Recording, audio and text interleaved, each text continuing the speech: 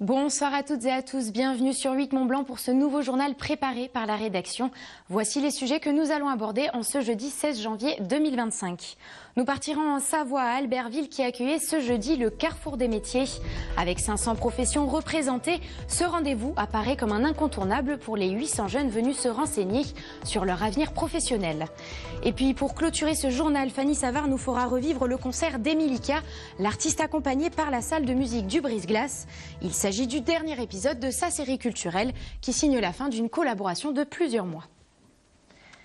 Mais avant de développer ces titres, un point sur le mouvement de grève initié le 9 janvier par les sapeurs-pompiers de Haute-Savoie. Leur mobilisation vient officiellement de prendre fin. Pour rappel, les pompiers protestaient contre la suppression de leur 13e mois et la réorganisation des gardes de nuit. Une situation qui aurait signifié moins d'effectifs pour assurer les interventions. Mais dans un communiqué, le service départemental d'incendie et de secours de Haute-Savoie indique qu'un accord a été trouvé avec l'intersyndicale. Ce dernier prévoit entre autres le maintien de la prime du 13e mois. L'actualité, c'est aussi les AESH, accompagnants d'élèves en situation de handicap, qui étaient en grève en France ce jeudi pour dénoncer leur manque de considération. Ces contractuels n'ont en effet pas le statut de fonctionnaire. À Chambéry, une cinquantaine de personnes se sont donc rassemblées sur la place de l'Hôtel de Ville pour dénoncer cette situation.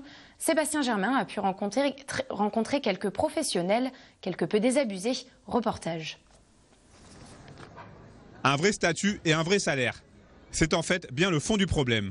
Aujourd'hui en France, en 2025, les AESH, les accompagnants des élèves en situation de handicap, n'ont toujours pas le statut de fonctionnaire. Une incongruité qui ne passe plus chez ces professionnels, mobilisés ce jeudi 16 janvier pour un mouvement national de contestation. Il n'y a pas assez d'AESH actuellement, donc on déshabille Pierre pour habiller Paul.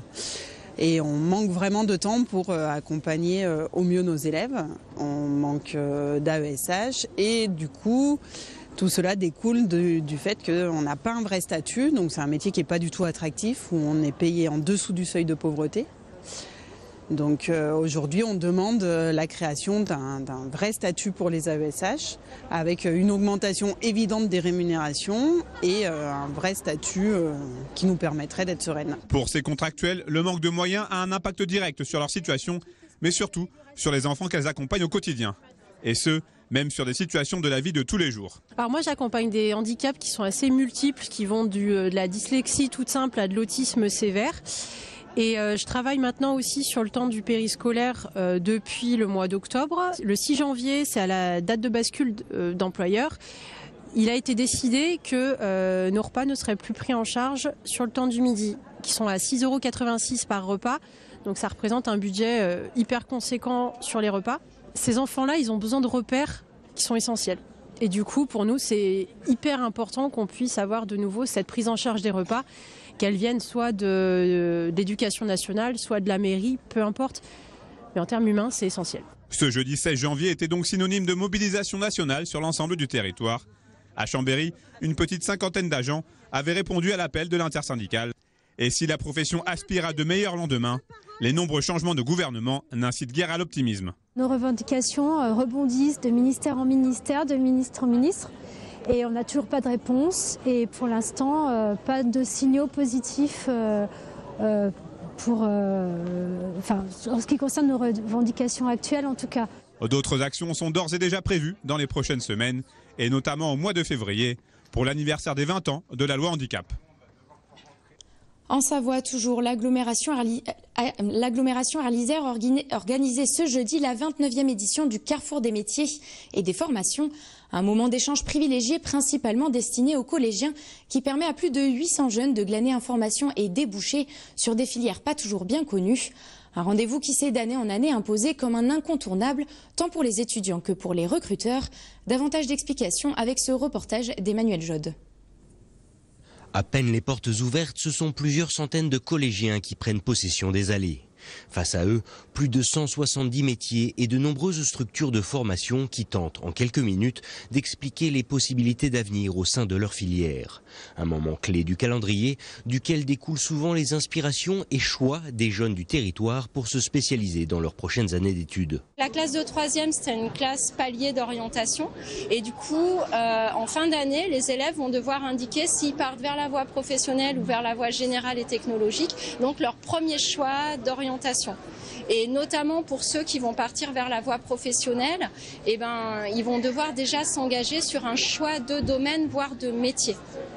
Donc c'est important qu'ils puissent rencontrer des professionnels. Et après, ce qui est bien sur le Carrefour, c'est qu'on est, je vais dire, entre guillemets, en vrai. Parce que là, on trouve beaucoup d'informations sur Internet. Mais là, vraiment, ça permet la rencontre.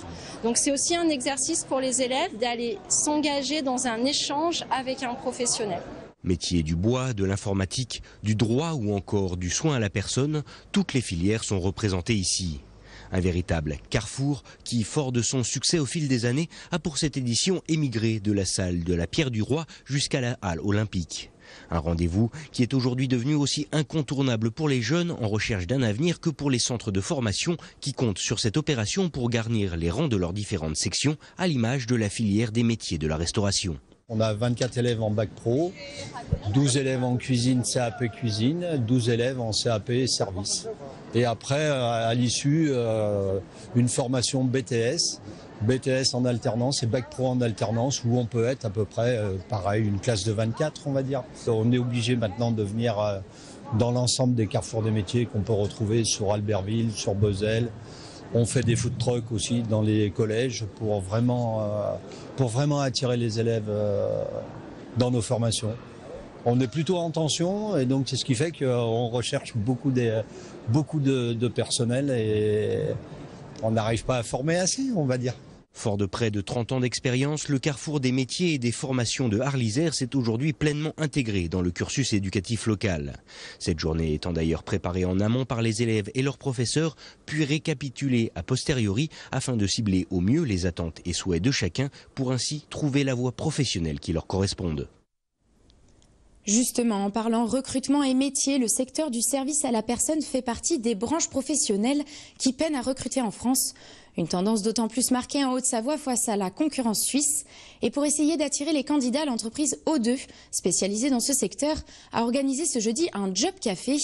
Les 3 agences basées en Haute-Savoie ont donc ouvert leurs portes avec une méthode de recrutement un peu plus informelle, où candidats et simples curieux ont pu venir se renseigner pour postuler à des postes d'assistants de vie, d'assistants ménagers et garde d'enfants.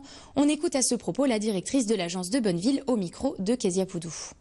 Il y a quand même pas mal de personnes qui ne sont pas très à l'aise avec, on va dire, le schéma classique de l'entretien d'embauche. Il y a beaucoup de personnes que ça peut stresser, intimider et du coup pas forcément mettre dans les meilleures conditions. Donc là, c'est vraiment l'occasion d'ouvrir nos portes, de faire découvrir nos métiers. On a parfois des personnes qui sont curieuses et qui ne savent même pas ce qu'elles viennent chercher. Et c'est l'occasion de discuter d'elles-mêmes, de leur parcours, de leur personne et de leur motivation à prendre soin des autres. C'est effectivement des métiers qui connaissent tout de même un besoin de recrutement. Mais après, c'est vrai qu'on a une particularité, étant vraiment à la frontière avec Genève. Et on est très peu compétitif par rapport à ce qui peut se faire côté genevois au niveau des salaires. Néanmoins, on a quand même pas mal de choses qu'on va pouvoir apporter au quotidien de nos salariés, notamment pas mal d'avantages. C'est vrai que, par exemple, on va proposer le CDI systématiquement, pour éviter la précarité qui peut découler d'autres types de contrats. Il va y avoir des primes d'intéressement, de participation aux bénéfices. Il y a effectivement un remboursement des frais kilométriques qui est plutôt très intéressant, voire le plus intéressant dans la région. Dans le reste de l'actualité, en football, grosse déception pour le FC Annecy. Les joueurs de Laurent Guyot étaient en Bretagne ce mercredi pour les 16e de finale de la Coupe de France pour affronter Saint-Brieuc, club de National 2. Mais malgré l'ouverture de score de Josué-Étienne Drébéogo dès la 9e minute, le FCA a beaucoup souffert. L'égalisation briochine sur pénalty de Christian Conan à la 55e minute étant assez logique, c'est donc au tir au but que la qualification s'est jouée. Et le stade briochin a été le plus fort avec un seul échec contre 2 côtés annéciens de Bermond et Cissé. L'aventure s'arrête donc là pour le FC Annecy.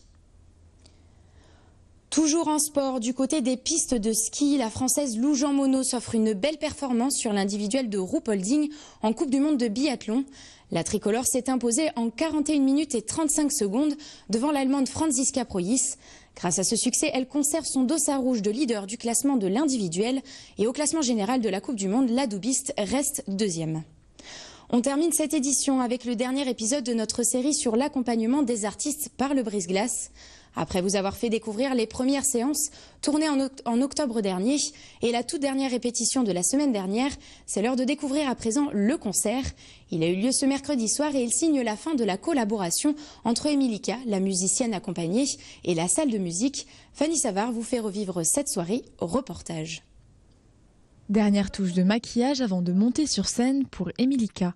Ce soir, la jeune femme va présenter ses compositions au public du brise-glace après 4 mois d'accompagnement par la salle de musiques actuelles. Je ne sais pas trop si j'appréhende. Quand on me pose la question du stress, je ne suis pas réellement stressée. Je pense que je vais avoir un petit pic de stress 30 secondes avant de monter sur scène, quand je vais voir les gens dans la salle. Et après, une fois que je suis lancée, en principe, je suis lancée. Il est 20h30, le concert débute. Emilika va jouer 10 morceaux, dont certains ont été écrits à ses débuts il y a une dizaine d'années et d'autres plus récemment cet été.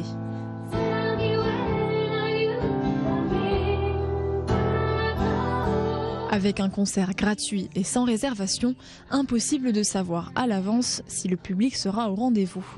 Pourtant, la salle est pleine et les spectateurs en redemandent. Eh bien, c'était le dernier morceau. Je n'ai pas d'autre en stock.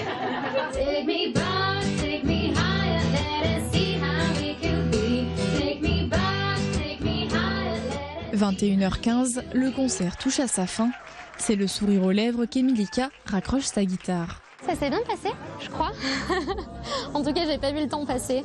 Donc j'ai pris beaucoup de plaisir et je me suis régalée. C'était trop chouette de voir autant de monde dans la salle. Je suis super contente. Réaction partagée aussi bien par des anonymes.